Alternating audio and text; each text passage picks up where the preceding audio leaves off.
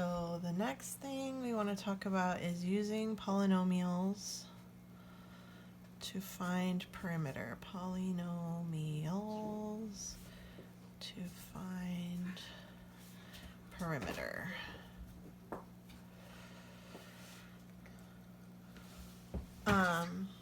Okay, so first I want to review, what does perimeter mean? Perimeter is the sum of the side lengths.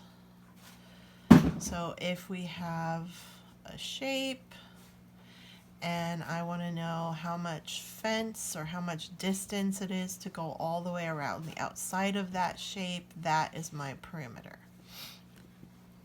So let's take this shape and let's say this is x plus 2, this is x, this is x plus 1, this is 2x. I'm just making up numbers, this isn't to scale, and this is x, 2x plus 1.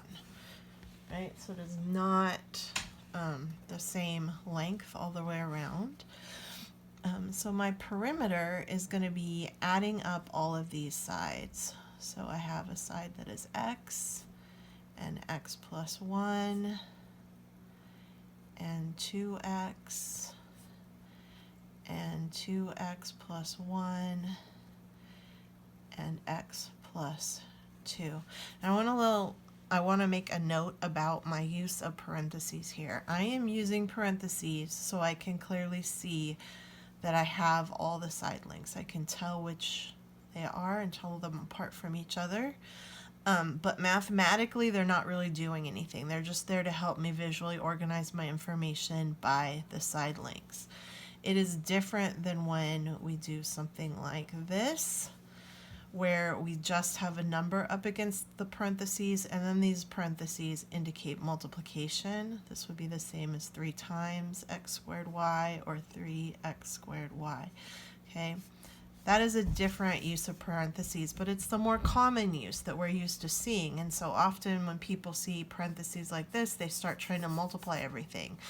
But we have to look at this plus sign in between. We are simply adding these polynomials. Because the parentheses aren't actually doing anything mathematically for us, we can ignore them and combine all of our like terms. So I have an x, another x, that's 2 x's, plus 2 more x's is 4x, plus 2 more is 6x, plus another is 7x, and then I have 1, 2, 3, 4. Plus 4. So there is my simplified perimeter.